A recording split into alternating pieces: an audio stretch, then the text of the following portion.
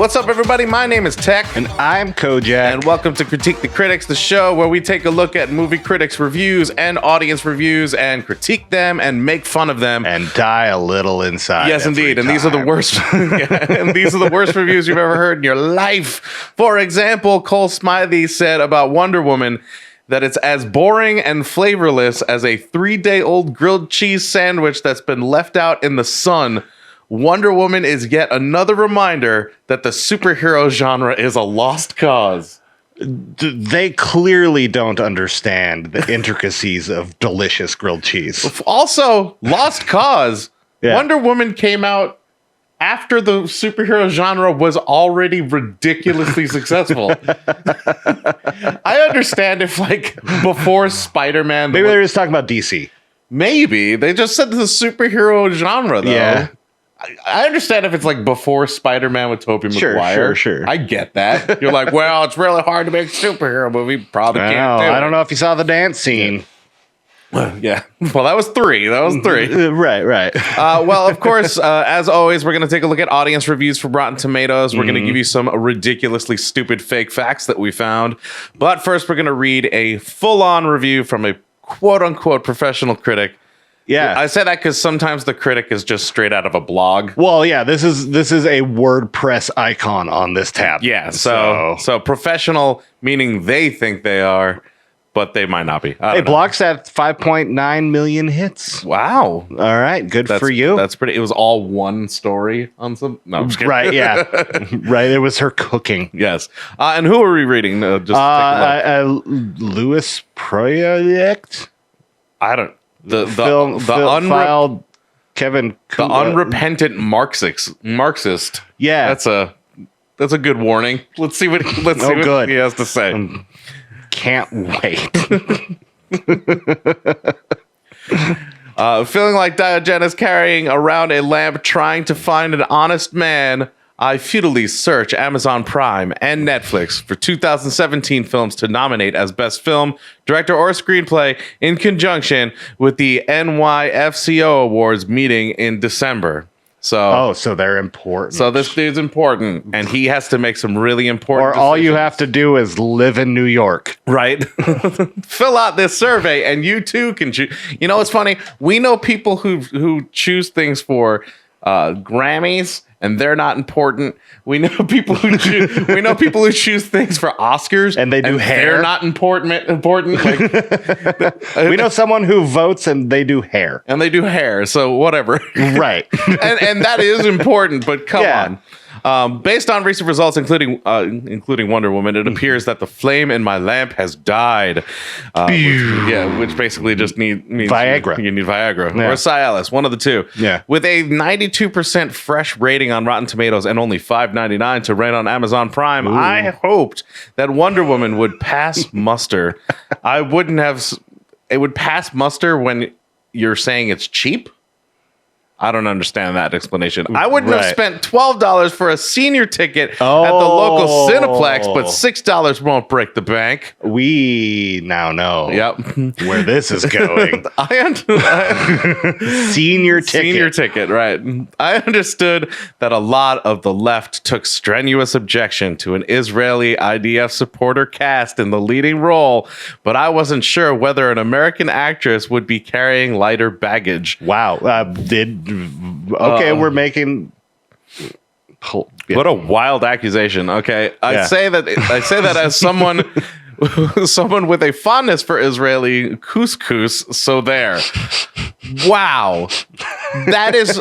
I didn't think that some of my friends are black could be made worse, right? But that's like saying some of my friends eat fried chicken. And then pretending that you're not racist. You're right. Are you kidding me? I like couscous, so I accept the Israelis. Oh my God. If the film was at least some old-fashioned fun, why not? After all, there's nothing more racist and reactionary than the Indiana Jones franchise, right? Why did we bring up the Indiana Jones franchise? I don't know. Have you ever listened to someone with Alzheimer's tell a story? Right? It's like a dog talking. This is a dog talking. Yeah. Oh, look at chicken. There are many things wrong with the film, but chief among them is to use World War I as a historical setting with the Germans being cast as stock character villains. Like most of these youth-oriented films based on apocalyptic showdowns between good and evil, dramatic impacts rests on the need for a bad guy with heft. So the Germans during the First World War didn't have any heft. Apparently. Yeah. All right. Okay. That's kind of interesting. An emblematic figure would be Ian McKellen as Magneto in the X-Men films or Lex Luthor in Superman. Indeed, in the original comic book story that the film is adapted from, the setting is World War II. The author was both a patriot who hated Nazis and who hoped to deliver a feminist message. Okay, but I still think that like the forces that were going against everyone else in a world war, right, are pretty hefty. It's fine. That's a pretty good villain. Yeah, right? yeah, I think. Yeah. Yes. Well, I mean, look at Watchmen. You know, we need the Vietnam War. Yeah, in Watchmen we have, Dr. Manhattan helping the forces out. Like, was that weird? Was he not going against a good enough villain? Hold on, let's find that review. Yeah, exactly. A sci-fi.com journalist endorses the time shift since it supposedly avoids the reductionism associated with films that feature Nazi bad guys. But, okay, and this is, I think this is going to be them referring to the sci-fi.com journalist. I think it's a quotation here. It looks like he's quoting that. Yeah, I think we're getting some quotes here. So, but World War I has a largely gone unromanticized in mainstream American culture the same way World War II has, which is fair. The internecine politics of the first modern war make it less ripe as a narrative to distort, lacking figures and sides easy to slot into the roles of heroes and villains. It simply can't be twisted to serve the narrative need of the aforementioned rah-rah media narrative the way World War II can be. Okay. I mean, one of the reasons that World War I works is because because of it's been so unromanticized that we were able to interject someone who was able to basically manipulate the whole thing from behind the scenes and with suspicions lifted in that sense. Right. Because that's kind of what happened. There was something that wasn't Nazi related. Right. That was like, oh, this person is controlling all of this from behind the scenes and started this. Right. And so that makes perfect sense. I think so. Yeah. And it's not a bad move to move away from World War II. I personally think moving away from World War II, personally, it's if you bring it into World War II, the story is World War II. That's right. What I think. Yeah, and it's not about the characters. It's not about like introducing this new superhero. It's not even about like the strength or feminism or patriotism or doing the right thing or being a hero or being called to help people. Right. Which are all elements in this movie. It just becomes like Hitler bad, let's fight. Right. And that's all anyone's going to think about. So. It's really hard. In fact, it's really impressive when anyone makes a movie about such a big war like that, and they can make it not about that.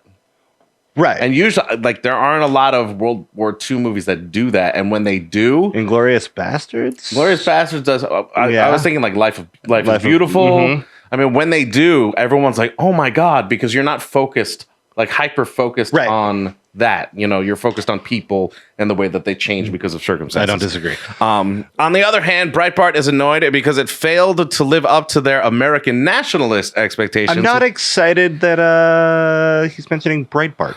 Same. Let's take a look at this quote here from Breitbart. I hope he's not going to agree. I don't know what this guy's about to say. I have no idea. Get off my lawn. Yeah, he's setting up some crap. Yes.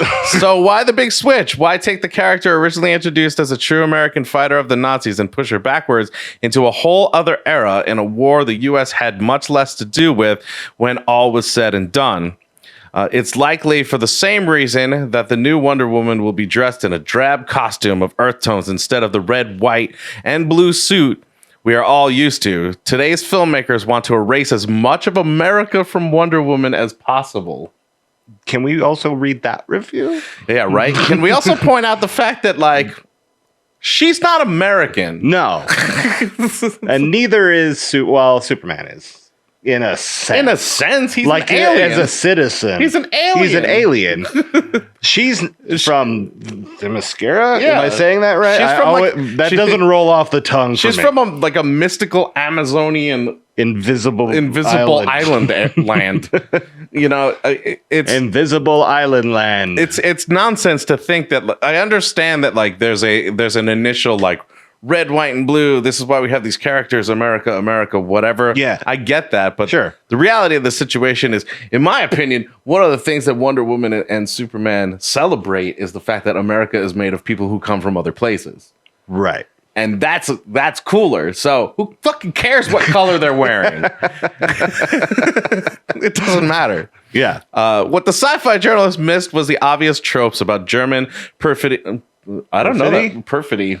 Redolent. This guy's gonna start using words. You know what I mean? That's what happens. Is people just start using words that, like, layman's don't really give a crap about. And I'm starting to see his locked room with all these plates in them. Yep. Perfidy redolent of the Nazi regime. Their troops are led by a stick figure named General Erich Ludendorff, who might as well have been shouting Heil Hitler at the drop of a hat or telling Wonder Woman, "We have ways of getting information." It wasn't that cartoony, Christ. Right. He just was German. His chief assistant is a Spanish chemist named Isabel Maru, a.k.a. Dr. Poison, who is working on a formula to turn mustard gas into a super weapon that could lead to the extinction of the human race, even if it was originally intended to be used against the British. Since the character first appeared in a World War II Wonder Woman comic, you would be led to believe that she was a premature phalangist? Deal. Sure. I honestly don't know. Like, I think this guy's going to a place where I hope he explains what the hell he's talking about. Right? This is the thing I don't like. Like, I understand that there are words that I don't know that you don't know, but the average person doesn't know a lot of words. Yeah. And some of the like more intelligent words that you might know, I might not know. Right. When you start intentionally putting in words that people don't know without an explanation, it's literally just, look how smart I am. Yeah. That's all it is. When in reality, if you were smart, you would explain what the hell you mean. You probably wouldn't even use, or you wouldn't even use it. Yeah. If you're actually smart, you generally don't use those words unless you're some asshole who's just trying to show off or, like, be better than you. Well, it's really funny. If you look at, like, the smartest people ever, usually what they try to do is make it so that people understand them. Yeah. Well, if you can't explain it simply, you don't actually know it. Right. Stephen Hawking goes, I'm going to explain black holes to you so that you get it. Right. Not so that I get it. Not so that Carl Sagan and him can have a conversation. Yeah, so that they can have a little chat and all of us are like, wish we could join. We also like space. You bastard. Space. There's so much of it. Her weapon is obviously a stand-in for the atomic bomb and consistent with the film's pacifist message. Dr. Poison, like most of the secondary characters in the film, is underdeveloped. Facially scarred by experiments on herself, she wears a Phantom of the Opera-like mask to cover the scars. You might say that she's underdeveloped because she's supposed to be a enigma. Yeah. Whoa. Dun, dun, You have no idea why she ever involved herself with such a project, since neither personal gain nor ideology ever entered the picture. I understand it's a secondary character, but Movies would be a really long if we explained every secondary character and developed every secondary character. Right. There's a reason the Silmarillion is not a movie. Yeah, there are a lot of things that we could learn about, like the woman, like assistant best friend, right, or whatever. Yeah. Like, we don't know a lot about her, and we don't care right now. There's other things. Yeah. Leviticus, the movie. The movie, exactly. You have no... I already read that part. All we know about her is that she has this thing about developing weapons of mass destruction. That's what happens when you use World War I as a template. Motivation goes down the drain. There was no motivation for World War I. Moving on. We can all agree on that. Yeah. Moving on. Right? What the hell? There is, of course, another way of seeing this choice. Starring alongside Israeli actress Gal Gadot. Let's make sure we point out that she's Israeli again. Uh-huh. Chris Pine plays American spy Steve Trevor, who has absconded with Dr. Poison's notebook. Pine says that it was a great decision to use World War I, since the helmets and uniforms look really cool. You know what? I don't hate that. Yeah. I don't hate that, because honestly, like, if one of the reasons you use a setting is it looks cool, that's part of, like, location scouting. Yeah. That's part of props. That's part of, like, all of that stuff. Like, right. It looks cool. Yeah. And if people didn't do that, then you don't have Quentin Tarantino and Wes Anderson and Steven Spielberg and all the greats, because they will never find that back alley that no one thought to put in a movie. Read the next sentence, please. Yeah. Oh, okay. They're going to say something bad. Damn it. Pine graduated from the University of California, Berkeley in 2002 with a BA in English. Maybe you should think twice before sending your kid there. What a dick. Wow. Sorry, I got excited. Oh, my God.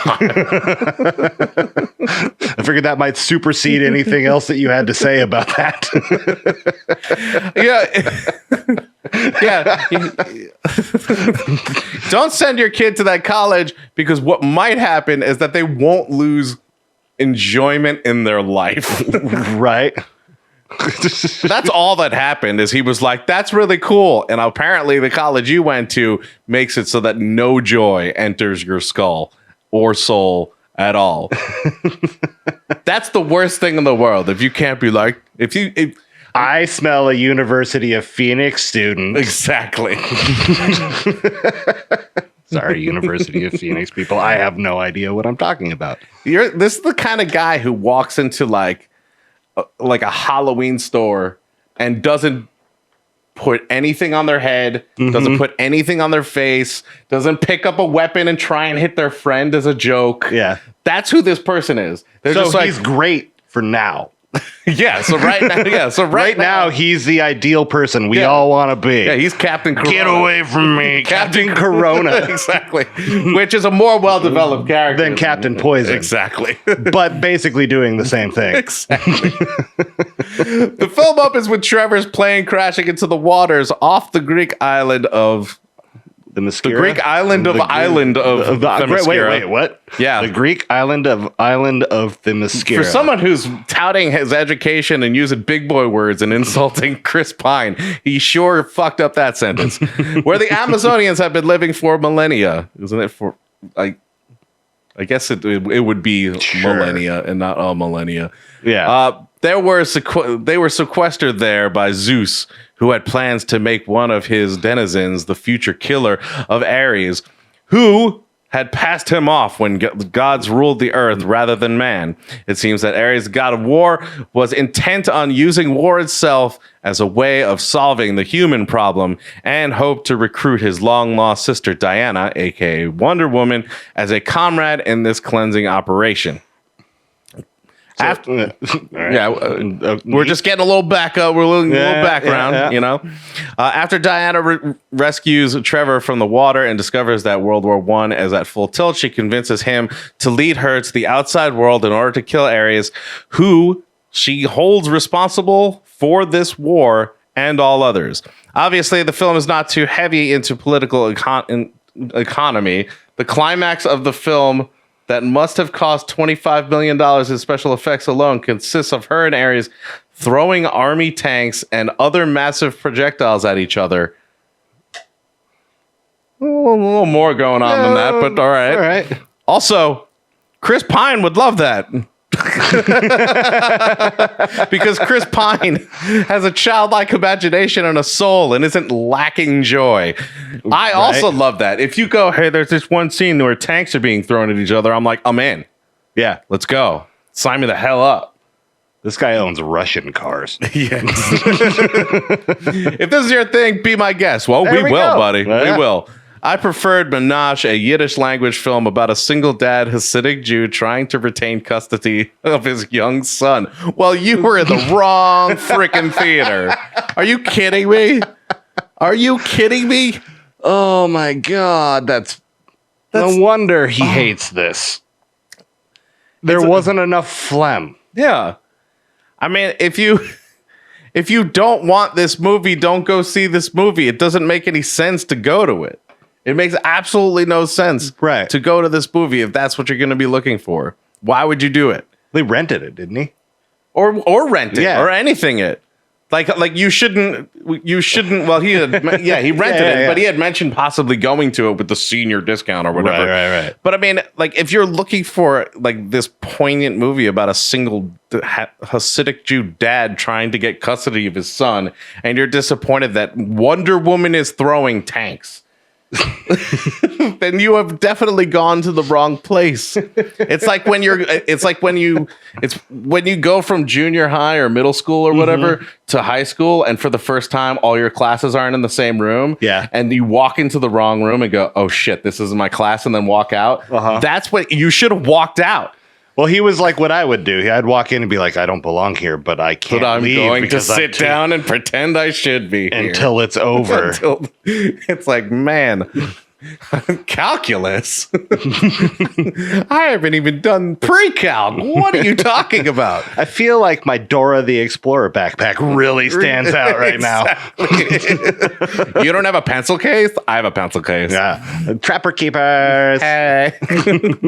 For many critics, the film was a feminist breakthrough. It was directed by a woman named Patty Jenkins, whose last feature film was Monster, a 2003 biopic about the prostitute and serial killer Eileen Wuornos. Hardly a resume that would have led to a summer blockbuster like this. Yeah, that's fair. It's a great movie. It is a great movie. But I understand that. Sure. But when someone has an incredible amount of success in a movie and your lead actress wins an Academy Award, right? They are generally willing to hand you something that has a little bit more of a budget. Well, people who people, and also it was 9 years later. People who usually get handed their first big action feature like that don't gradually progress up to that, generally speaking. And sometimes we have problems with that, like Fantastic Four. Yeah. But it was actually 12 years later. That was my mistake. Yeah. I mean, you're talking 12 years later. Right. It's not like they went like, and here you go. Like a month later, like, hey, you made Monster, make this. Here's a bunch of money. 12 years later, she was able to make a big budget movie. Also, like the first successful movie that had a woman lead that was a superhero film. Yeah. Like, so there's a lot of firsts and risks and things that happened, and no one was unaware of that. Yeah. So how long is this? I don't know. Okay. I'm looking at the scroll bar. We're a quarter of the way down this I don't think it's that long, but it might be. He might keep talking. Oh God. All right, so hardly a resume that would give the blockbuster, yes. So the screenplay was written by Allan Heinberg, a gay man with both film and comic book credits. His Young Avengers included 2 gay characters, with a creative team like this behind a film with a pacifist message. It was likely to garner favorable reviews from liberal or leftist critics. Sojourners, a liberal Christian magazine, effused. Wonder Woman marks a feminist milestone too, one that feels like artistic justice. It's the first major superhero movie to feature a female hero and the first to use a female director. I was saying that's where it ends. Yeah. But it's also a mission statement. In addition to being about feminism and patriarchy smashing, Wonder Woman is a movie about the hunger for justice for all oppressed people, women included. It tackles sexism, racism, and the horrors of war, all tied up in a mightily entertaining summer blockbuster package. Can I point out the fact a liberal Christian magazine, and it's a better review than this guy's review, and it's sandwiched into his review? What the hell? I don't understand. And then he goes, "If only that was true." Sigh. What do you mean? That is true?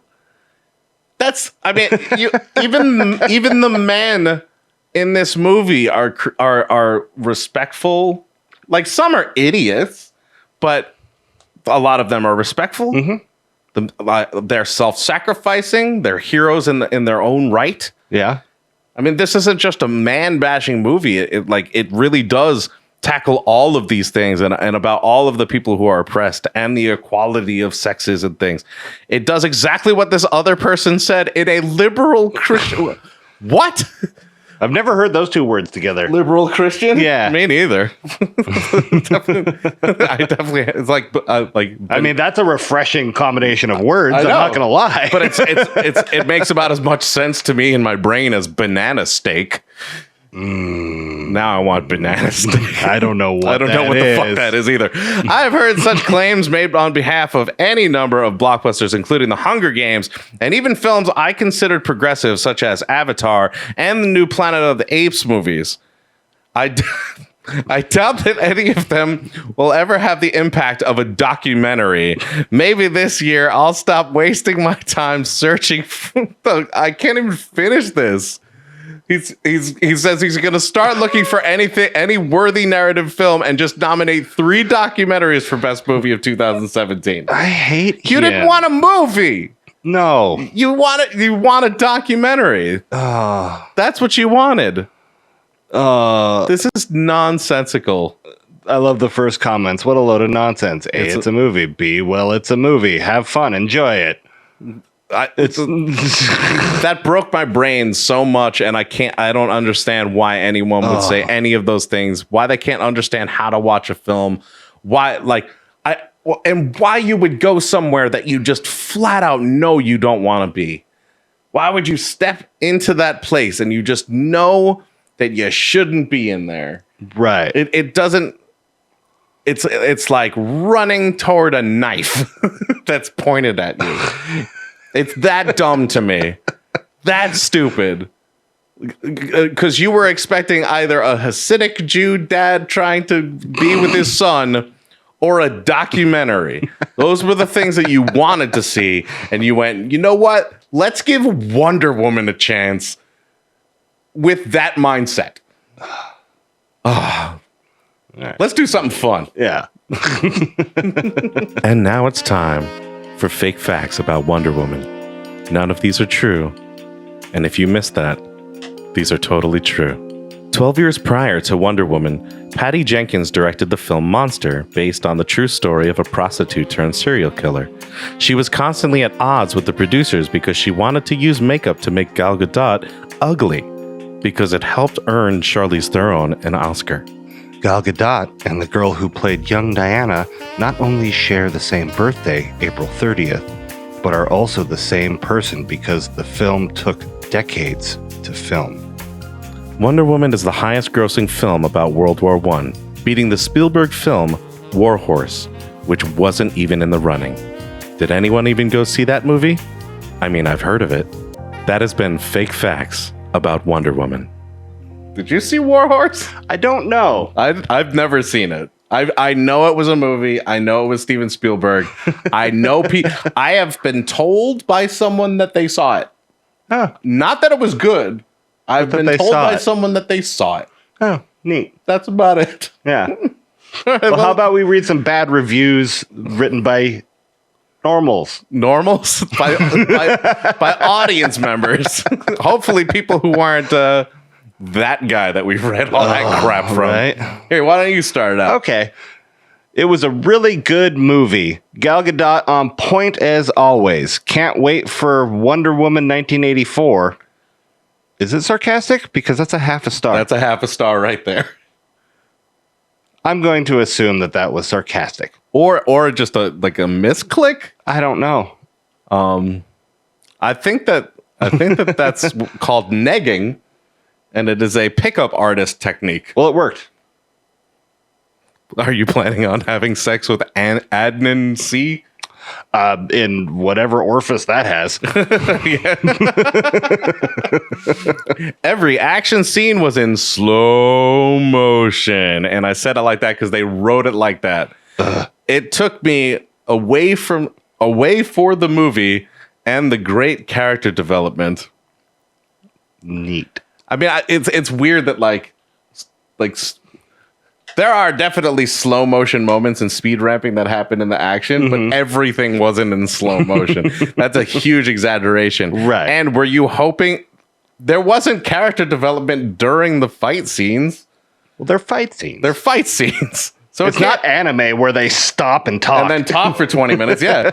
So they can't it can't take you away from it because it's not during that part. They literally just wanted to hear words. That's like breakfast taking away from your dinner. I mean, if your breakfast kills you. That's the only way. Maybe the slow motion action scene killed them.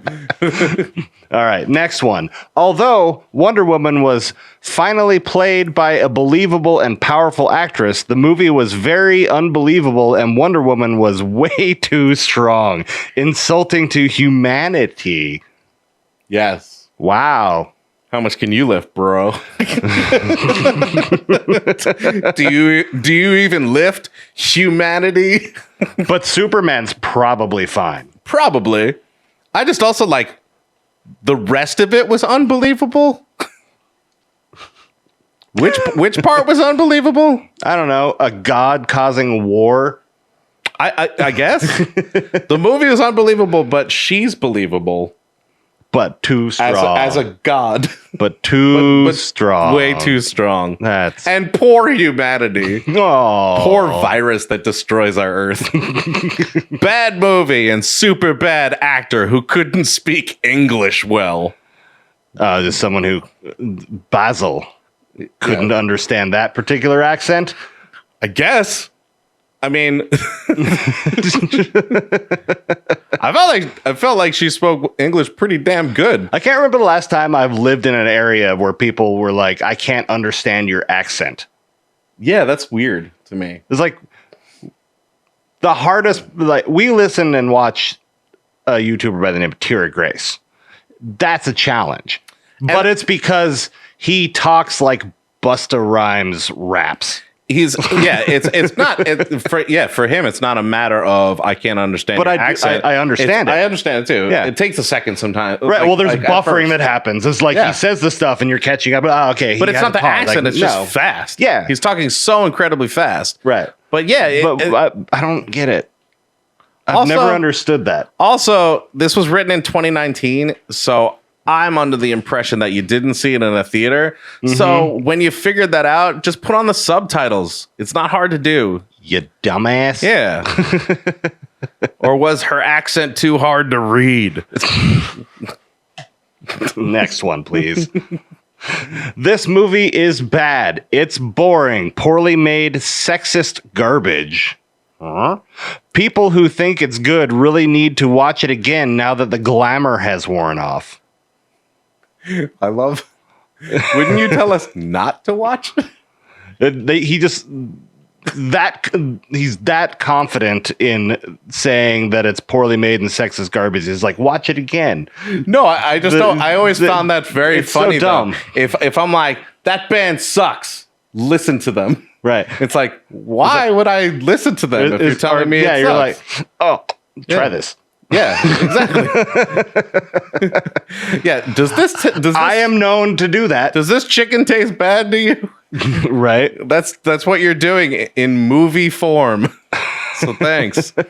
The Germans are always the super bad guys, even in World War I. -2 stars. First of all, you -2.5 stars because you gave it 2.5. Unless that half a star was for something else. I don't know what you were planning on doing. Also, generally during wars that the Germans were involved in that were bad, they were bad. And most of them seem to accept that. Yeah. There are a lot of situations where lots of people are bad. Yeah. And I don't think that anyone should be surprised. Yeah. Like, why do they always make Jeffrey Dahmer the bad guy? You know, like, I mean, Flula's response to that is always fantastic. What's his response? He's like, he was on Conan and he asked, is like, so are you upset that it's Germans are always playing the bad guys? And I can't do a Flula accent because it's Flula. He's like, no. It's like, have you read history?